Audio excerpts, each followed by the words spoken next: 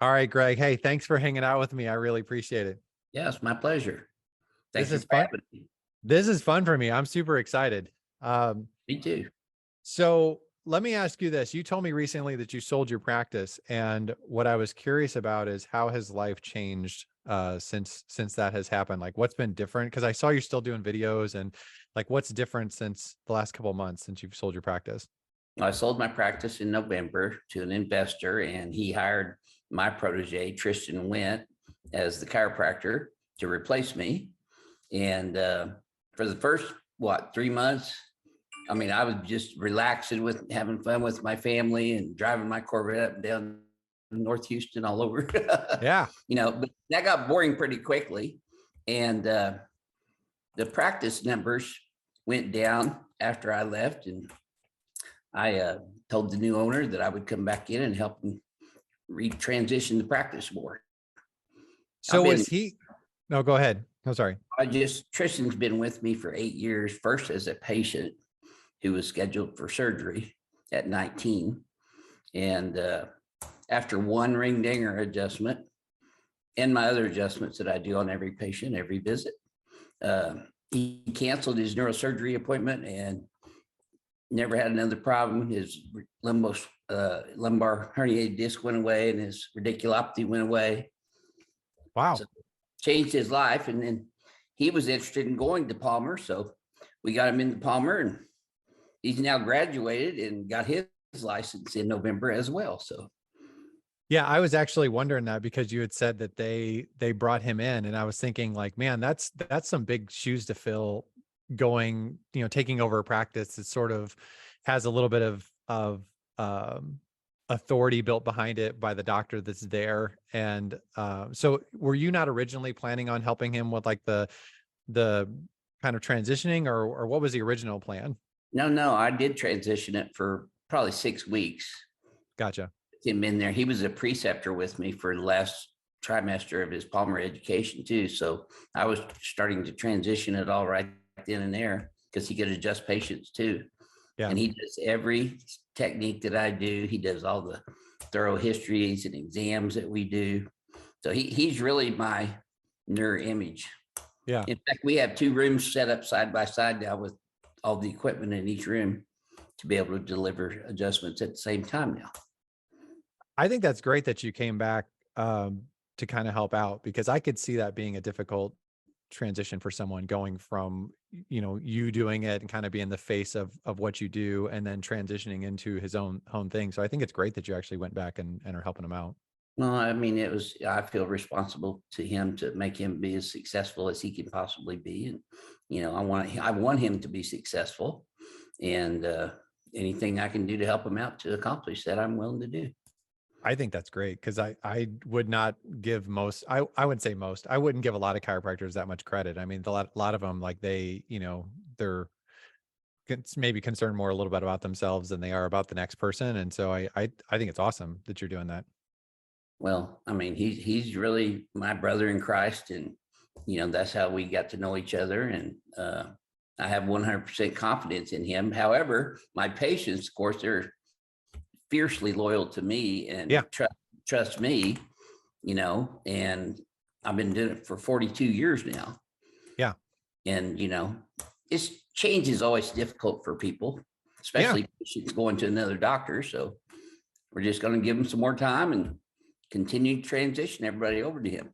Yeah, for sure. Like I definitely can see chiropractic patients have a tendency to like a certain person's hands. You know what I mean? It's like you like the way it feels.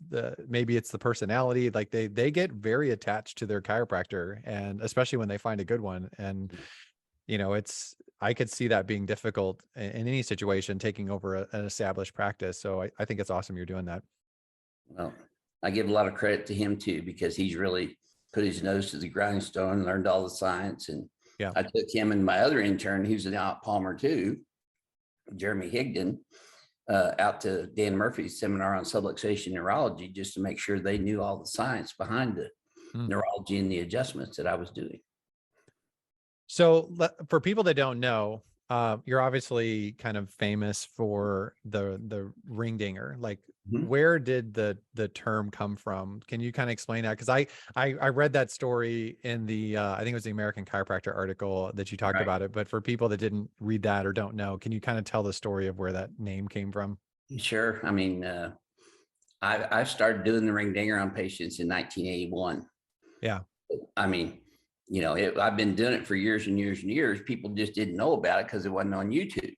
Yeah. So, I got tired of writing manual spinal neural decompression adjustment on the y-axis in my chart notes, and I just nicknamed it ring dinger because I ring the bell every time from the occiput down to the sacrum, every single adjustment. So I Yeah. just named it ring dinger, and it caught on, and I trademarked it and utilized it, and that's what people know me by. So when you did that the first time, well, like, were you considering other names, or was it just like that just kind of organically happened and that it is what it is? That was the innate response that I had. I think your innate was correct on that one. That seemed to be catch on. Pretty much, because I can go anywhere in the world really, and people come up to me and go, "You're that famous Houston ring dinger chiropractor." Yeah. Yeah. So how does it go from, because you're obviously doing this before you gave it a name, before YouTube, anything like that. Where did you learn that from? And then how does it go from just something you do, where like it might be one of the tools in your toolbox, which it would obviously, as I understand, but Yes, yeah. how how does it go from that to kind of its own technique, its own thing? Like how has it developed from you learning it to like what it is today? Well, a fellow Palmer graduate was in Austin, Texas, that I went to school with, and I went in to see him when I was up in Austin, and I was here in Houston, and I had had a compression fracture at T11 real bad, and I always had chronic pain Yeah. all the time that no chiropractic adjustment had ever been able to alleviate the pain from. Not one. Side posture, all of it, drop, everything, nothing worked. Yeah. So I went up there and saw him, and he pinned me in this table. He says, "Let me try this pull adjustment on you." Hmm. And his name is Russell Jansen. He's in Clearwater, Florida now. But he did that on me. I thought I'd been run over by a truck the first time he did it. I was like, "Oh my God, I'll never do that again." He injured me. But a week later, after the soreness wore off, Yeah. I had no more pain that I had had in 20 years since the accident playing football. Wow. So I said, "Man, that's great. Can I come back up there and do that again?" Yeah. And I went back up there. I ended up buying his practice in Austin and moved to Austin and started practicing up there. Huh. And it had 3 of those older tables, the inertial extensibilizers, which was the first piece of equipment that I used to do them on. He didn't call it a ring dinger. He just called it a pull adjustment. Yeah. And that's where I got my introduction to it. And I have just fine tuned it over the 42 years that I've been using it. It is what it is today. After I designed my table and everything too, I actually made a table Yeah. specifically for this adjustment. I was actually going to ask you because I know that you've mentioned it in the article. I've heard you mention it in videos. Like I've obviously seen the table. I was going to ask you like what role the table plays in the adjustment. Like why is that something that's so important? Well, it's huge, actually. The key components of it are, when the patient lays supine on it, I have a foot elevation piece that raises the lower legs up parallel to the table or the floor that relaxes the paraspinal musculature from the lumbosacral region all the way up into the cervical spine, really. And then I pin the pelvic iliac crest in on both sides so that I get a good fulcrum to pull from. And then I wrap a wet towel. That's something a lot of people don't get either. It's a wet towel so I get a better grip and contact the occiput bilaterally and then wrap it around the mandible and just make sure that they have their teeth closed so they don't bite their tongue. And I'm ring dinging. Hey, I'm going to tell you. So I, when I was in chiropractic college, I had chronic back pain and I had headaches, which my chiropractor that just kind of did a diversified type of thing. He helped me with my headaches a lot, but I had chronic back pain just would not go away. Right. And my introduction into upper cervical, I actually started doing, when I was in practice, I did mostly knee chest, like kale style upper cervical. Mm-hmm. And Which worked well too. my introduction into that was similar to what you're talking about, where I went to this guy, I was curious. He's like, let's do this thing. I got down on my knees. He stood behind me, and what I can tell, he tried to kill me. Like, it was just, Yeah. just throttled me. And I Yeah. remember like my like, I just felt kind of tingly. My whole body kind of just felt weird. They lay people down and rest them after their adjustment, and I was laying there thinking to myself, like, this guy just tried to kill me. Like, and I was thinking, like, I would never do that to someone. Like, I would never do, like, how can you do such a thing? It's so aggressive. But just like you, like, I did great. Like, I did so well with it. And ultimately that's why I ended up doing that in practice, and Yep. sort of kind of my mind changed, where I was like, listen, a moment of discomfort, if it works that well, and it turned out I was good at it too, that I really changed my mind because of the results. But it's funny to hear you say that, because I know that experience, because I went through that experience. Well, there's a scientific reason for that too. I love the knee chest table as well. If you really know anything about biomechanics and neurophysiology, all of the capsular joints, the synovial joints, have a capsular ligament in them. Capsular ligaments have mechanoreceptors in there. So when you take that joint through its fullest range of motion, which I call a deep adjustment, Yeah. you actually fire off that afferent mechanoreceptor input into the cerebellum and the motor cortex. And then the brain analyzes that through neuroplasticity and sends out efferent messages to the rest of the body. So that's the science behind a full range of motion adjustment. So Which is that why you would personally prefer, because I know that different people have their different preferences. Like, there's a lot of chiropractors really prefer a more gentle kind of, you know, like no pop, no nothing type of adjustment. And then like knee chest, ring dinger, those things are kind of like on the other side of the spectrum. And I Yeah. personally prefer a bigger adjustment when I get adjusted. But is that why you prefer it? Is it just because of that benefit that you're talking about, or is it just, Well, that's that just what? and it works on me, and nothing else works. Activator is worthless. I mean, soft tissue techniques feel good, but they're not really correcting your subluxation complexes. Yeah. And that's kind of been a dirty word in chiropractic in modern days, is subluxation and innate intelligence, Yeah. all that. Which, if you really know the new science is out, and I'm dealing with the most sophisticated chiropractic scientific researchers in the world right now down in New Zealand, Heidi Horvick and Imran Khan Nazi. And they're doing all kinds of publications now on proactive research that they're doing, analyzing the effects of the chiropractic adjustment on the vertebral subluxation complex and how that interacts with the brain and neurophysiology. And Heidi Horvick is a PhD neurophysiologist and a chiropractor. So she has a very unique take on that kind of research, which, it's unfortunate that subluxation has become a dirty term, because the old model of subluxation was bone out of place, pinching on a nerve. Yeah. That's not realistic. That's not scientific. Yeah. However, the newest definition, if I might just read it and I do a lot of my stuff through the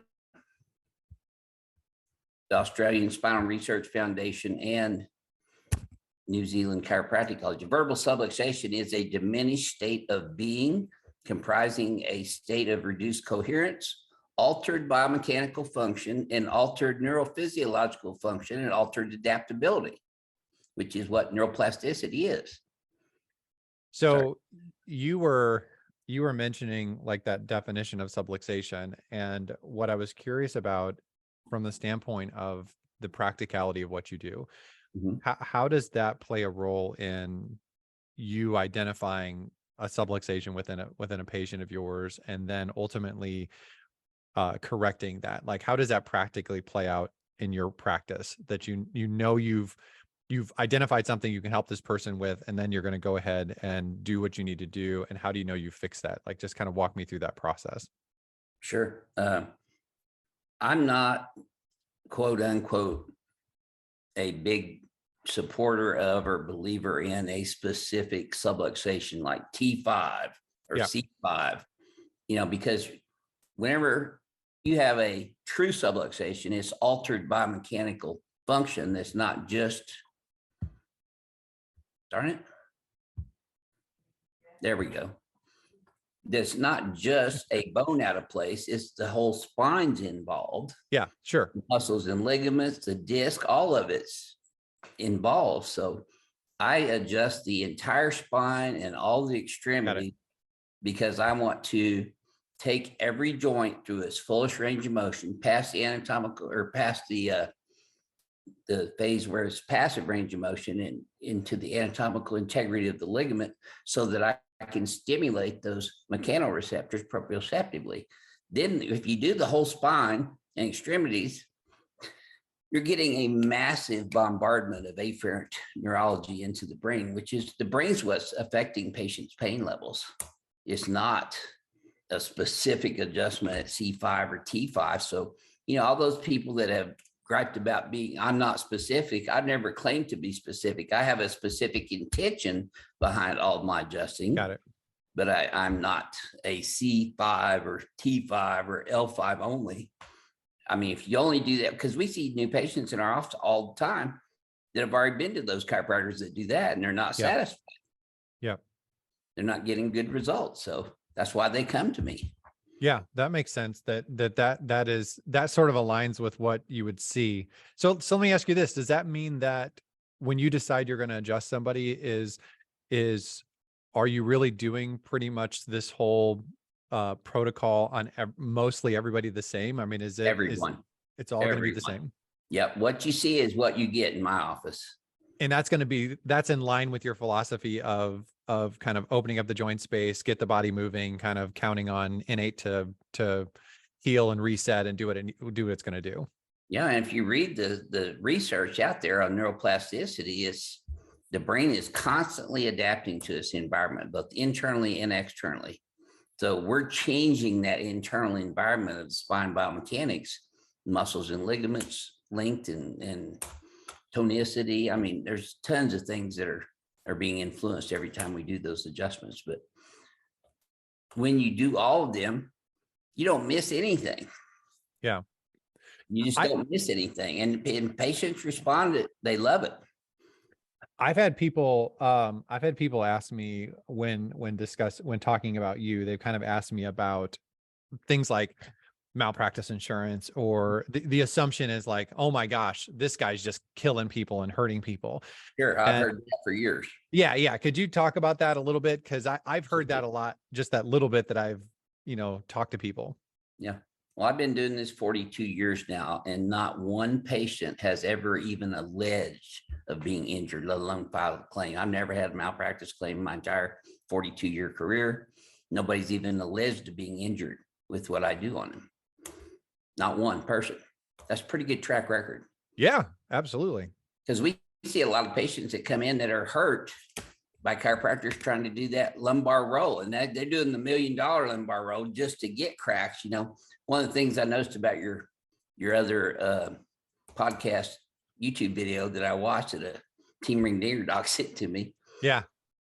Because I was expecting that to be a bashing video too, but I was really impressed with your integrity and your willingness to be open-minded about it enough to learn more about it. Yeah.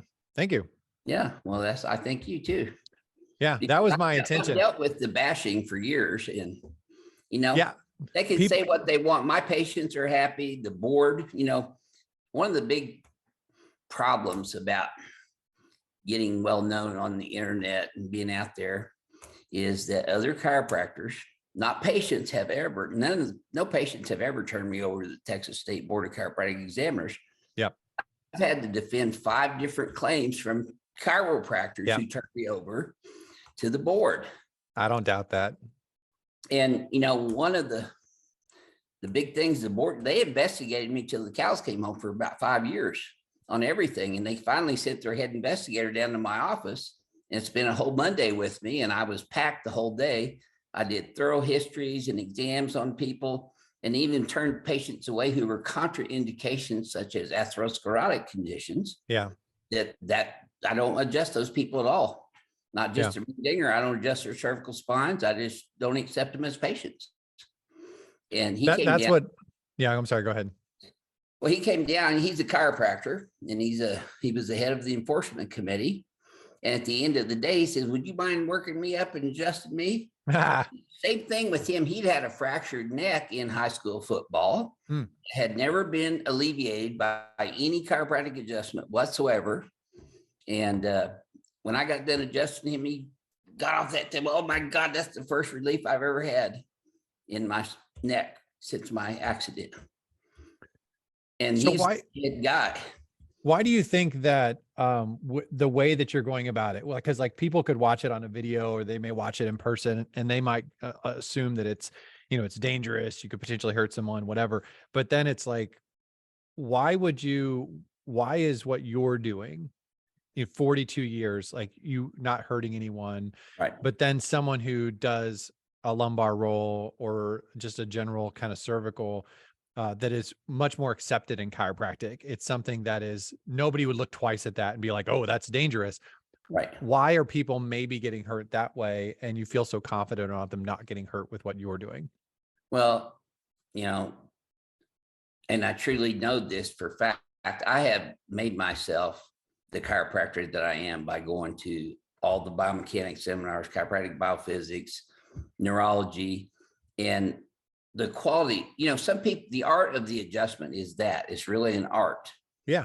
Unfortunately, a lot of chiropractors are just trying to get the pop because they think if they get a pop, the patient thinks they've been adjusted. Yeah. That's not even what an adjustment is. Yeah.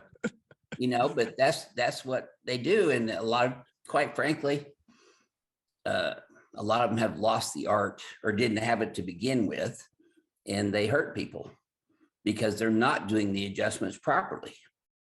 So it's not necessarily so much that the lumbar roll, these other things are necessarily dangerous, so much as that there's a lot of people out there, or maybe there's a percentage of people out there that are not at the skill level that they should be. They're not putting themselves, they're not as committed to the craft as you are. That I would have to agree with that. Yes. Okay. That's fair. I actually said this to somebody the other day that I was talking to, and I feel pretty strongly about it. Like when I first got into chiropractic, I was so into upper cervical that I kind of had this idea that if you don't do upper cervical, you're not a real chiropractor, you know, that sort of thing. Right. Like my way is the only way. Right. As time has gone on, I value excellence over anything else. Like I want the person to be very, very, very good at what they do, more so than I want them to be in a particular style of chiropractic. Yeah. And, you know, I mean, for years I've been bashed by the evidence-based chiropractor, right? Yeah. Probably no chiropractor on the planet besides Dr. Dan Murphy and Heidi Horvick that are more well-versed in the research than I am. Everything I do is honed in to accomplish what the research shows about the adjustment and how it affects the neurophysiology. Yeah. Everything. So who are the people that when you have somebody coming in and it's kind of a no-go, like you do an exam, you mentioned the atherosclerosis, you know, like what is that? What are you looking for when you see someone, they come in and you're just like, nope, not a good fit, you know, you got to go somewhere else? Yeah, that's a great question. I mean, of course, pathology such as cancer and metastasis, I don't do those. I don't do patients who have had recent fractures, of course. I don't do people that have diagnosed Arnold-Chiari malformations.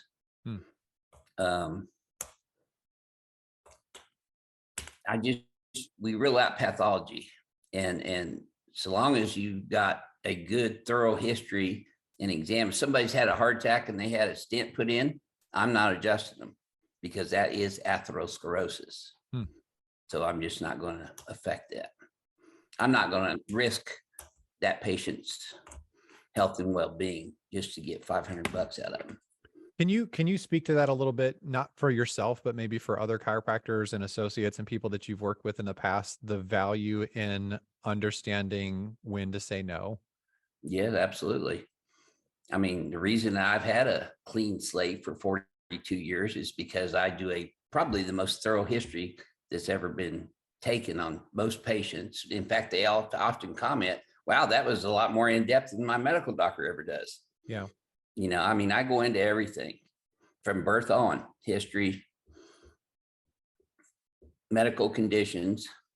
If they have had cancer, heart attack, stroke, or been diagnosed with atherosclerotic conditions, I immediately stop the history and exam and tell them I'm not their guy. Would you say you're important for other chiropractors to do that too, because they can avoid malpractice claims by doing the right thing. Yeah, I was going to say, would you say that during your exam and your consult, you're looking for reasons not to adjust someone? Is that Yes, something sir. Yep. And then if they pass those things, I say, okay, that makes you're a candidate for what I do here then. And that's fair. It's as simple as it goes right there. I mean, you know, Dr. Dan Murphy, if you know anything about him, he is an expert witness in malpractice cases. Yeah. For the defense a lot. And the number one thing that they're seeing are herniated disc exacerbated by that lumbar roll and strokes.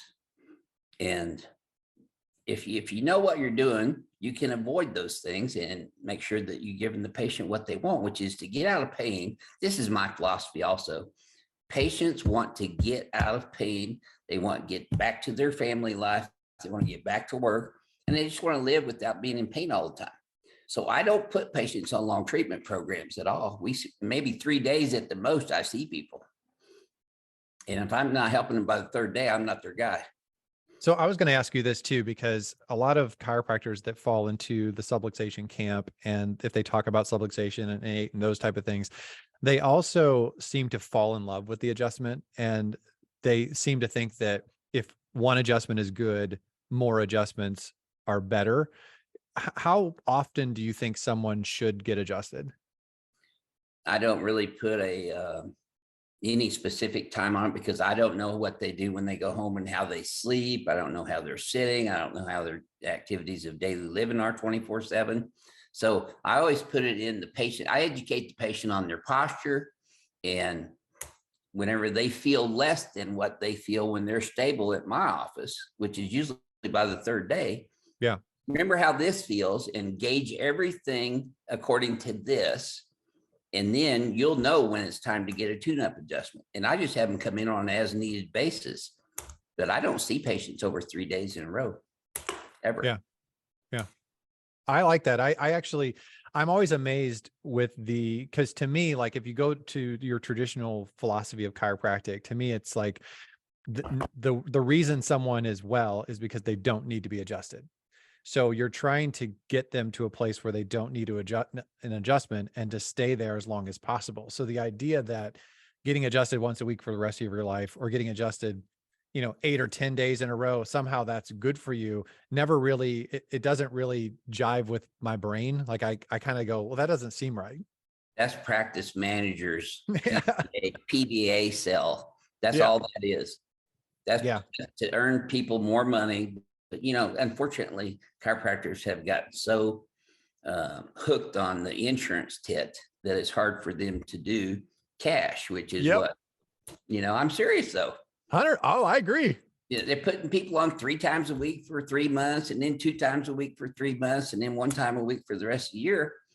How do they know that? Yeah. And they call that corrective care. Yeah. I've never seen, and I bet you haven't either, if you really think about it, there is no such thing as a totally corrected spine that stays that way for the rest of their lives, period. Yeah. I don't care what you call it. Yeah. It just doesn't happen because we're living our lives every day in gravity. Yep. Yeah.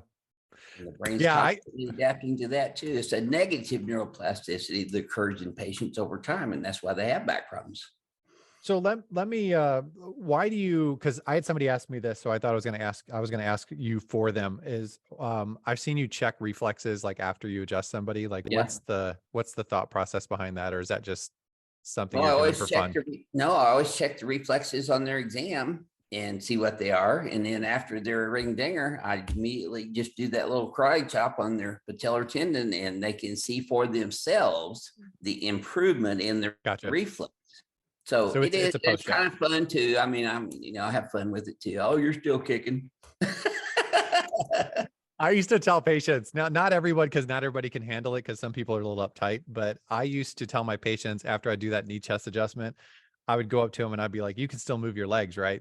And they would look at me funny, and they would be like, yeah. And then my response was always, oh, good. What are the odds of paralyzing 2 people in a week, right? Yeah, have fun with them. Patients So, like it when you have a lighter attitude as well, I think. I mean, I'm s- serious about what I do, but I have fun with my patients and they have fun being there and they love being there. Most of my patients, they'll get adjusted for that initial 3 days or whatever, or maybe it only takes 1 or 2. And then they don't come back for 2 or 3 years later. And they yeah. sometimes they've been to see other chiropractors because they were cheaper or they did their insurance or whatever. Yep. But they always come back to me because of the results that they had. Always. I think that that's such a good thing. And I talk to chiropractors all the time about what real retention is, because I always describe real retention as maintaining the doctor-patient relationship over a long period of time. Yep. So it is retention is about time. It is not about visit numbers. Now, obviously, the longer you see someone, the higher those visit numbers are going to be. But if you're just measuring on visit numbers, there are chiropractors that see someone 60 times in 6 months or something crazy. Yeah. And that's, to me, that's, you're just fudging numbers. You're not necessarily have any sort of retention. Well, what does that have to do with giving the patient what they really want, which is to get out of pain and get back to living their lives? I mean, that's as simple as I boil down everything. We're going to give people their lives back without pain and get them functioning in their daily activities and let them go. And they're smart enough. They can come in when they don't feel the same way they felt after they get an adjustment. How do you Don't feel know. about chiropractors that say that that's not real chiropractic? Like, it's like, because they want to play like the Jedi mind trick on someone, where it's like, you're not trying to get out of pain. You're trying to reach Oh, your that's fullest health potential. excuse my language, but that's a crock of shit. I, It just yeah. is. I'm a brutally honest person. And, I mean, you made some comments in your video last time about how I respond to negative reviews. I mean, those negative reviews were mostly done by competitors with Chiropractors, yeah. anonymity and, some ridiculous things like, oh, well, and he tried to get me to eat a half-eaten McDonald's hamburger. Really? Or I couldn't believe it. I was flabbergasted. They didn't have any recent magazines in their office. We don't even have magazines in our office. Yeah. It's always really funny. I always say, when someone's making up stuff about me, I'm always like, listen, there's a whole bunch of bad things that I've done in my life. Just pick the true ones. I hate when people lie about me. Yeah, well, I'm that way too. And I defend myself, and I've had to defend myself for Yeah, years. that's fair. I've gotten good at it. I mean, I passed the scrutiny of the Texas State Board of Chiropractic Examiners. They're now licensing chiropractors from out of state temporarily to come in and learn my technique in my seminars. So they know what I'm doing is a real deal. When did you start doing that? Like, when did it go from, like, you're doing this thing that doesn't have a name, that somebody, this pole adjustment, and then you call it ring dinger, it gets some momentum. Like, at what point did you decide to start passing that information on to the next generation? Yeah, that's a good question too. I mean, really, it was from other chiropractors actually contacting us through our website saying, "Can I learn your technique?" And it looks like it really helps a lot of people, and it And is does. that from YouTube? Like, that was just Yeah, YouTube? yeah, it's mostly YouTube. I mean, that's how it got to be famous. Not. I mean, because like I said, I've been doing it for 42 years. So Nobody knew about it until 2013, which is when I started doing YouTube videos. that's what I was going to ask you, because I know that the channel you have currently has videos from like 6 years ago, and that's it. And I know that's not when you started Well, I have two originally. YouTube channels. I have an old one that we started January 1st, 2013. No, 2013. What And was the No, go ahead. no, you ask your question because it's going to fit right in with my answer. No, go ahead. You say what you're going to say. Well, I think you were going to ask me, how did you get started doing YouTube videos? I'm curious. Yeah. I'm predictable. So what I'm curious about, because back in 2008, probably 2009, Mhm. I started getting interested in online marketing and YouTube advertising, things like that. And I remember going on YouTube back then and just curious looking, saying like, are any chiropractors doing this? And it was a ghost town. Like there just wasn't anybody doing anything. One And original one, Jeff Eccles, he was out of Austin. I know him. He's a friend of mine. yeah, there were a couple of people that were doing videos, and I don't even remember what they were. I just remember that there were a couple that were doing it. And I remember thinking that that was something that chiropractors may want to do in the future. But I don't really remember anyone getting any sort of progress like you have. Like you've kind of done a completely different thing. And a lot of chiropractors now try to emulate that. So like when you decided to do this, was that your idea? Was that somebody else's idea? Like, how did you get started with that? Well, my son and I were at Office Depot one day. Well, actually at the end of the month in December, and we were just shopping for office supplies and stuff. And my son, we're walking out to the parking lot. He goes, "Dad, you should do YouTube videos." And I mean, at that time, I didn't even know what YouTube videos were. Yeah. And I said, "Well, why would I do YouTube?" He goes, "Because people like seeing what they're buying, and what you're selling is your hands and your treatment and how effective that is. And if people see it, they'll buy it." And sure enough, I mean, our very first video had like 4,000 views within a week. And that was incredible for me. I mean, we started getting new patients off of it immediately, because I always put links to our website in there.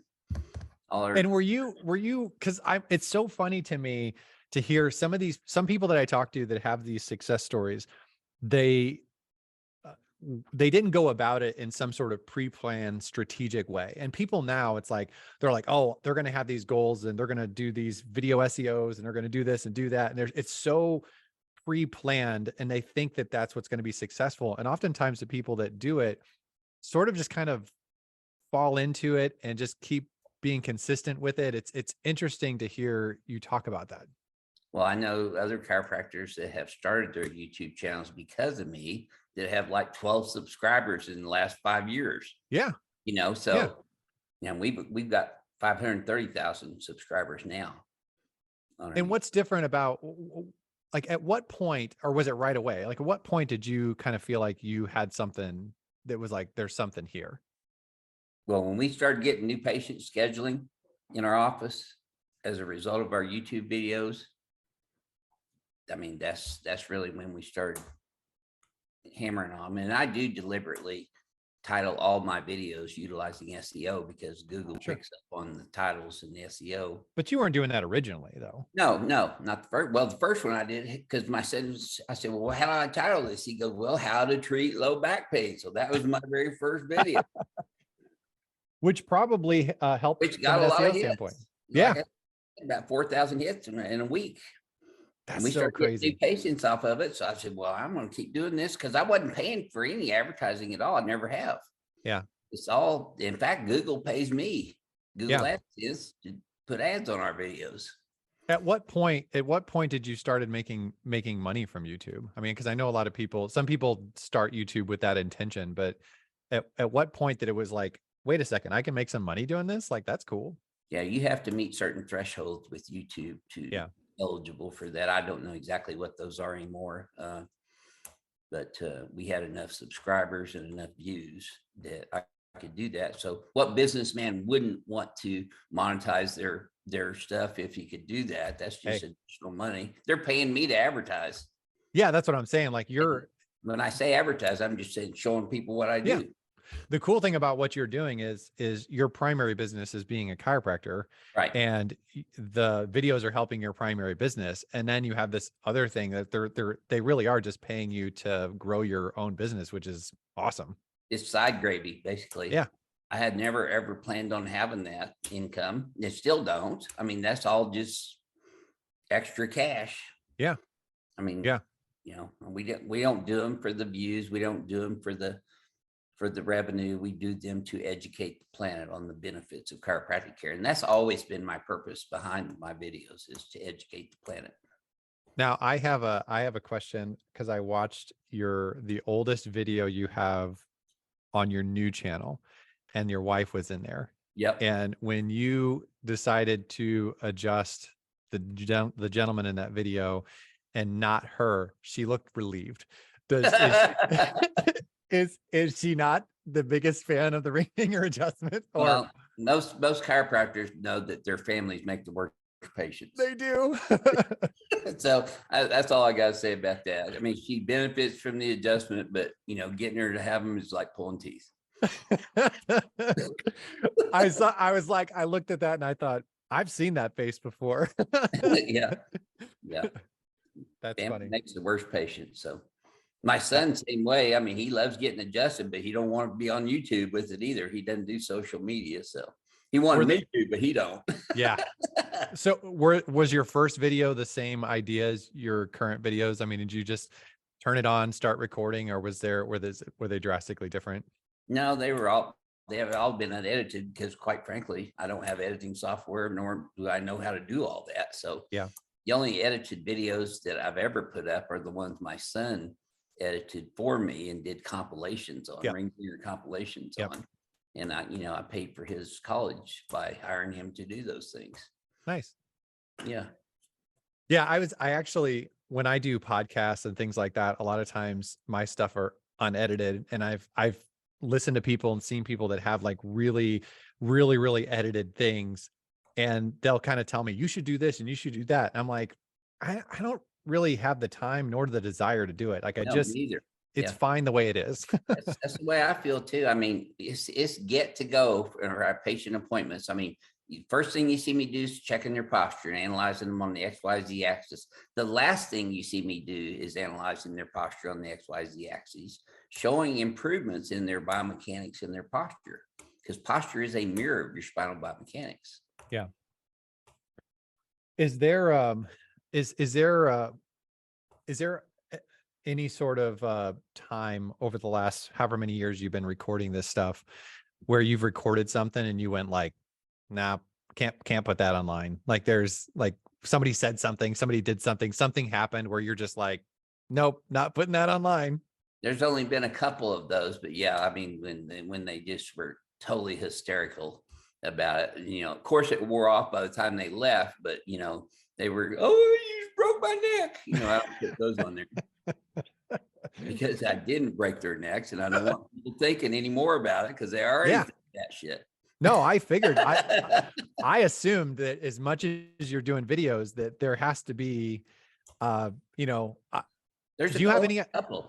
What's that? There's only a couple of them since 2013 that I have decided not to put up. And I mean like two.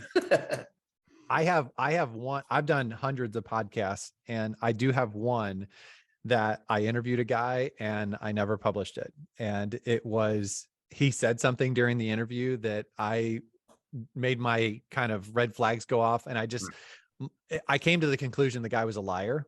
Yeah. And I was like, I don't know if everything he said to me was a lie, but I know this one thing was a lie. Once you catch him in one, you never know about anything else they say. I didn't trust him. And so I do too.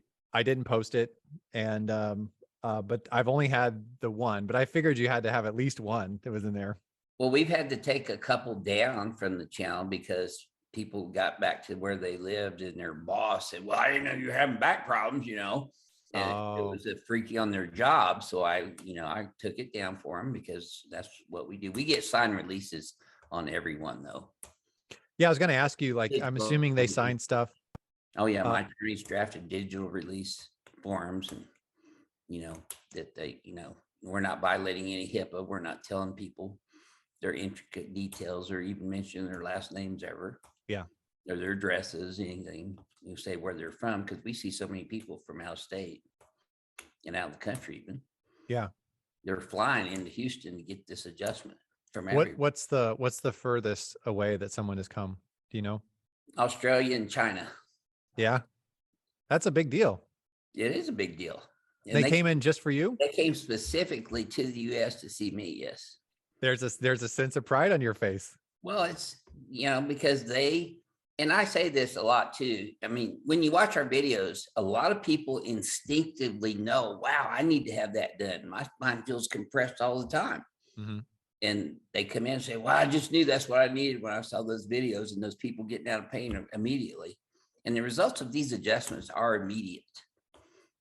Well, they get sore for about 90 days or about 3 days, 90 hours. But, you know, I've heard chiropractors make the comment that one of the things they don't like about the phenomenon of the ring dinger is they don't like when people come into their practice wanting it or expecting it because they do something different. right. I That's really miffed a lot of chiropractors about me because, but you know, I go to Palmer homecomings and Texas Chiropractic Association events all the time, and chiropractors are always coming up to me thanking me for bringing new patients into their office too. So there's a double edge. You know, most of them have been asked, "Can you do the ring dinger on me?" I don't think there's a chiropractor out there that hadn't been asked that question that I've ever run across. Is there, I mean, I'm assuming you don't feel bad about that. Of course not. I don't feel bad about anything that I do, never have, because everything I'm doing is based in science. It's based on skill, and it's based on the science, art, and philosophy of chiropractic. I'm probably the purest chiropractor in the entire state of Texas because all I do is adjust. Yeah. I don't do any therapies or modalities whatsoever. I just adjust. And so does Tristan. Have you noticed with your videos, like, would you have a category of something you would consider good content versus not good content? I mean, if you film somebody, are you thinking, do you ever have the thought of like, oh, this is going to be good versus this is not going to be a great video? Yeah, I mean, and I don't want to sound sexist with this, but a lot of these chiropractors doing just YouTube videos for the sake of doing YouTube videos are trying to get all these hot chicks in yoga pants with big breasts on there. Yeah. And they do get the views. I mean, we never tell patients to wear that in, but if they do, and they want to do a video, in fact, patients have to ask us to do videos. We don't just do them on everybody. I mean, we wouldn't be able to get through the day if we did them on every single person. So they ask. Only patients that ask us for them get videos. Interesting. So let me you kind of alluded to this, and this is probably the last thing I'm going to talk about, or at least that I have planned on talking about. Sure. You'd kind of talked about some of the downsides of being YouTube famous. Can you kind of just elaborate on that a little bit? Because I know that like everybody, there's a weird thing in society now where people really value attention. Like it seems to be like this currency that everybody craves. And I understand that the attention has brought a tremendous value to your practice and has given you the opportunity to do things that you wouldn't have been able to do otherwise. But I think a lot of people don't understand that attention by itself is not the best thing necessarily in the world. Can you just kind of talk a little bit about how the YouTube famous part has impacted your life? Sure. I mean, from patients' perspective and individuals who are just out in the general public, they all love me. They all, hey, I see you on YouTube. Can I get my picture taken with you at gas stations here in Houston or Chicago O'Hare Airport when we go to Palmer Homecoming? Yeah.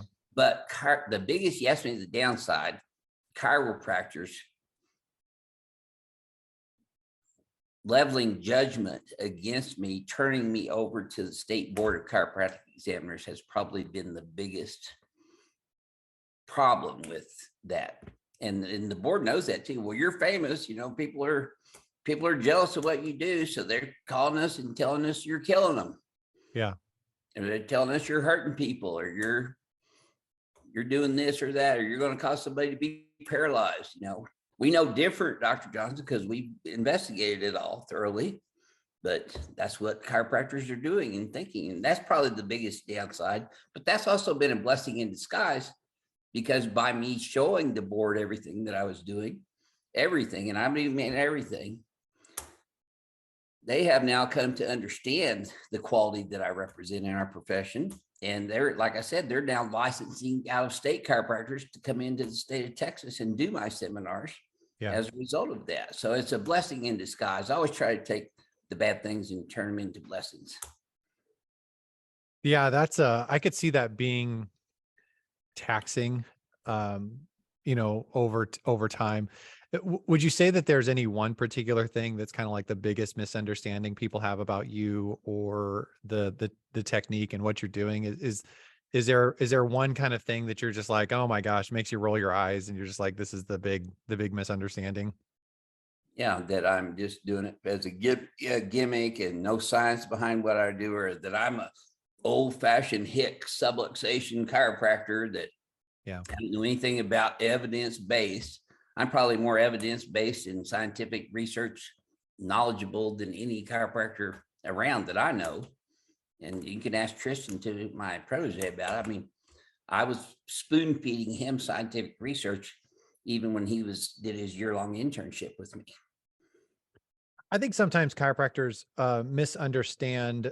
They maybe value complexity over excellence, and they think that if what somebody does is not complex, meaning that they're not doing like 15 different things and adding this service and this thing and that Yeah. thing and whatever, then all of a sudden it's not good. And I will tell you, the best chiropractors I've ever met in my entire life had very simple approaches to practice, but they were very, very good at what they did. Yeah. And that's, I consider myself to be in that category. I have gone to postgraduate education seminars, adjusting seminars, extremity seminars, you name it. I have studied it and honed in on those abilities, the art of the adjustment to accomplish those end goals. And that's what I am very proficient at. And a lot of people think that chiropractors, not a lot of people, but most chiropractors think that I'm just doing the ring dinger as a gimmick and it's dangerous and it's ruining the profession. You know, the ring dinger is not the most scientific name you're going to come up with. In fact, I renamed it Johnson Y-axis adjustment for the scientific research that we're going to be doing. Yeah. And what are they looking? If I would have named it that from the get-go, that probably would have been more accepted by chiropractors, but still at the same time, You wouldn't be known. That's right. And I am known worldwide for my ring dinger. Yeah, there's stuff there. It would have, I can tell you with certainty, because I'm a bit of a marketing branding nerd, is that the consequence of that being more sophisticated or whatever your people want it to be, it would have damaged reach. So the reach you have is somewhat connected to the name and kind of the package. That's right. That's why I trademarked it, because it's valuable. I've got 10 different trademarks now with all my techniques. So is there anything that I didn't ask you about that I should have, or anything that you wanted to talk about kind of before we get off of here? Yeah, only one thing. What's that? You said in your first video that you wouldn't get the ring dinger done. And, you know, I've had other chiropractors say that before, like from the board and from TCA and all that. Yeah. And then when they finally come in and get it done, oh my God, that's the best I've ever felt from an adjustment. So I would invite you to come here to Houston and experience it for yourself, just to see what the hype's all about. I'll tell you what, from the time I did that, and I don't remember the first video. When I did that video, it was probably a year and a half, maybe 2 years ago. And when I did that podcast, that was my conclusion. And I will tell you, after, you know, we've talked on the phone, we've emailed back and forth, we've had this conversation, obviously. Right. I have been moved to the direction of if I'm around you, if I'm in Houston, I'll come by and I'll get it done. Yeah. So. You have to do it in my office, because I'm not hauling that table around anywhere. Why not? Well, plus that's, you know, we get offers all the time. We had a Saudi prince wanted to fly us over to Saudi Arabia for 30 interesting. days for $500,000. Wow. To treat him and his harem. You didn't do it? No, hell no. That's when they were cutting heads off on YouTube. oh, it's not enough. I said, you know, why don't you just come over here? If you got that much money, you can rent out the entire hotel for you and your harem, and you can stay here and pay me. Wait, your head's not worth $500,000? Come on. No. So, you know, it's been an interesting journey. It's been fun. I'm still having fun with it. I love chiropractic, bottom line. I love my profession. I love what's going on in our profession. And I just wish more chiropractors would be open to getting back to the real art of chiropractic, which is the adjustment. Because a Yeah. lot of them have foregone that for what I consider gimmicks, which are these get rich quick schemes like stem cell injections and, Yeah. you know, all this other stuff that's really not chiropractic. Yeah, one of the things that I've defended about chiropractic, even with the evidence-based chiropractors that I talk to and whatever, is that the one thing that makes us unique as a profession is the adjustment. That's right. And it is the one thing, and I know chiropractors do other things, and I'm actually okay with that, but um, the adjustment is the value that we have to offer. That's the big thing. That's That's the right. thing that makes us different. That the things that makes us unique. That's the thing that's going to get the most results if That's done right. well. That's my opinion. And so I agree with you that I think it's a shame anytime there's a school, a group or anybody that takes these other things that are honestly, I just don't think as powerful, and I don't think they're the identifying marks of a chiropractor, and they put them above the adjustment. Yeah. And, you know, a lot of chiropractors that have come to see me just to get the adjustment to see what it was like themselves. Yeah. They go, wow, Greg, this is great, but I don't want to work as hard as you do. I put them in therapy and I see them for a couple of minutes and then they're gone. You know, Yeah.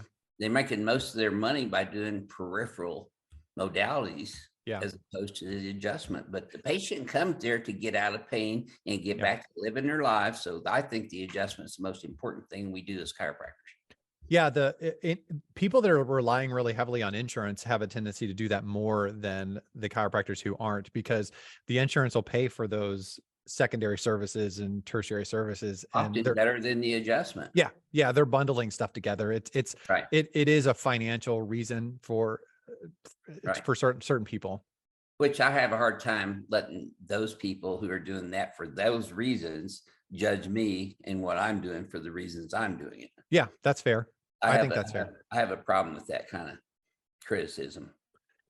Yeah, I think that people in general sometimes have a hard time looking in the mirror and being honest about where they fall short, because it's, it's so easy to cast stones, especially people that are popular or known or kind of whatever. Like if someone has a level of success that somebody wants, it's so easy to throw stones and find stuff to pick at and whatever, and without looking in the mirror and saying, hey, you know what, your poop stinks. You know what I mean? Like Yeah. like you're not Well, perfect. I'm certainly not perfect either, and I don't want to come across as being that way, but I have done the things necessary to make me the best chiropractor I can be for people. And that's what I practice. That's what I teach. And that's just who I am. Well, I'll tell you the thing that is a little bit unexpected for me from the time we initially talked until now that I really genuinely actually appreciate about you is I appreciate your comfort level in your own skin.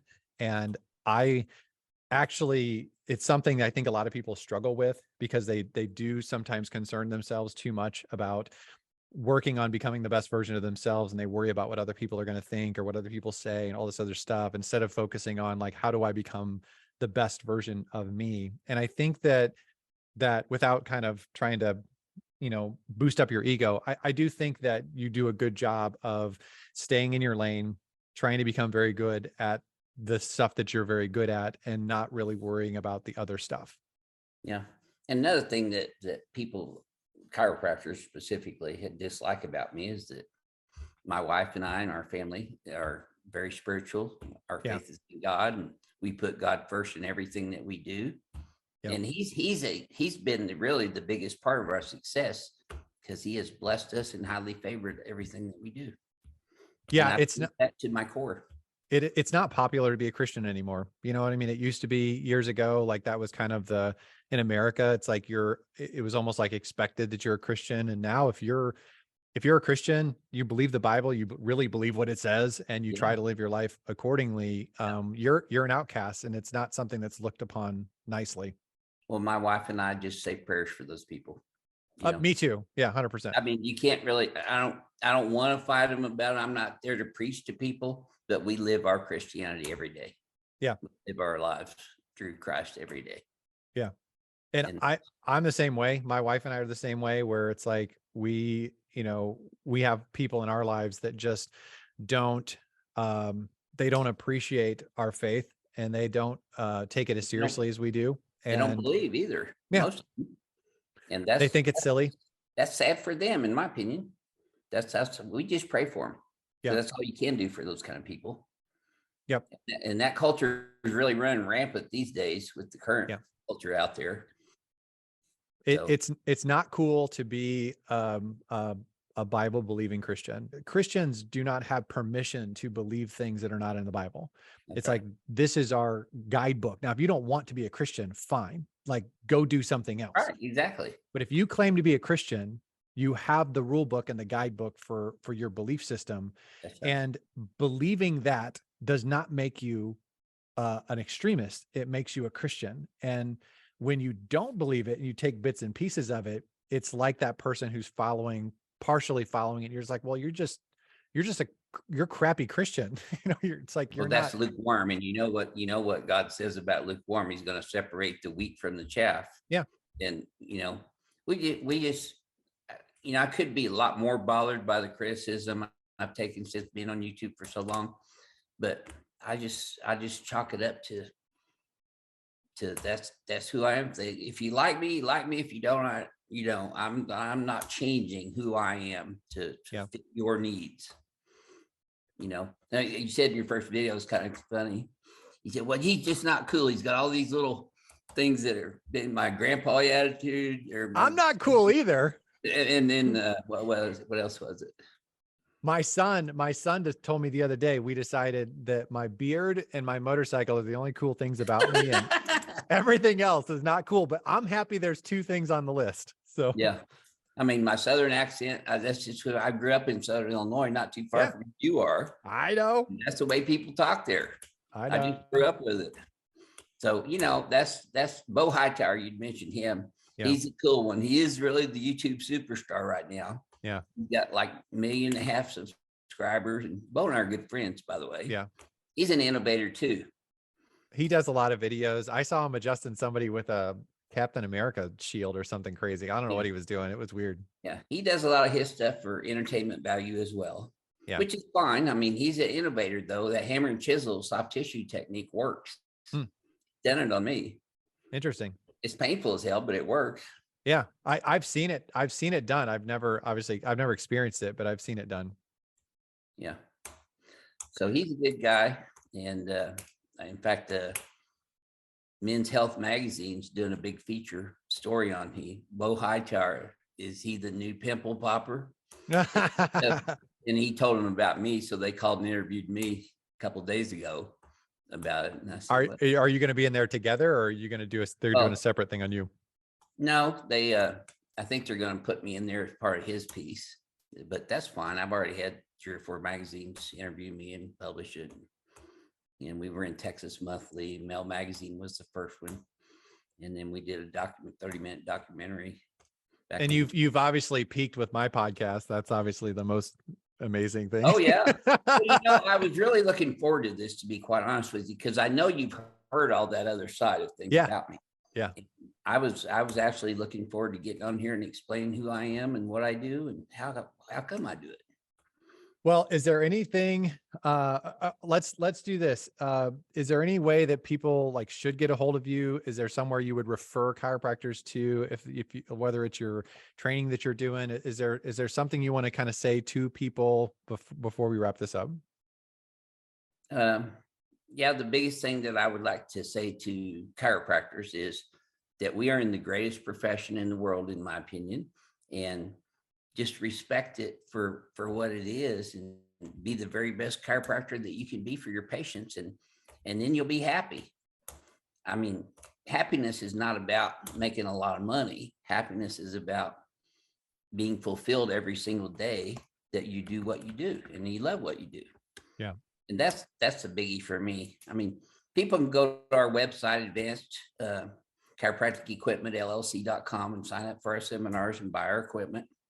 So, that's what I'm spending the majority of my time doing now that I'm transitioning to practice Tristan. I'm doing my equipment and my seminars. And I have trademark licenses that I'm licensing out to people that they can use. The chiropractors that I've taught, have all been very good chiropractors. They biomechanics, a lot of Gonstead people, chiropractic biophysics people, because they get biomechanics. Yeah, I could see that. I could see that. And they also get some of the neurology. So, when they come in and do that, they want to do it to enhance the care for their patients. They're not coming there as a gimmick or, so they can do YouTube videos with it. Yeah. But they can use my terminology, ring dinger and team ring dinger, on their websites and draw people, because people are searching for it. Yeah. Yeah. People I can are see that. searching for ring dinger chiropractor in my area. Yep. I mean, I know that's there because we've analyzed Google backwards and forward with all that stuff, keywords. Yeah. Well, Greg, thank you so much for spending time with me. I've enjoyed this. Pleasure. I think it's awesome. Me too. Maybe we can do some more in the future, just about cool chiropractic stuff. I might be grandpa, but I'm still a big proponent of chiropractic. Listen, you're welcome back anytime. So thank you for being on. I really appreciate it. Well, thank you for having an open mind and having me.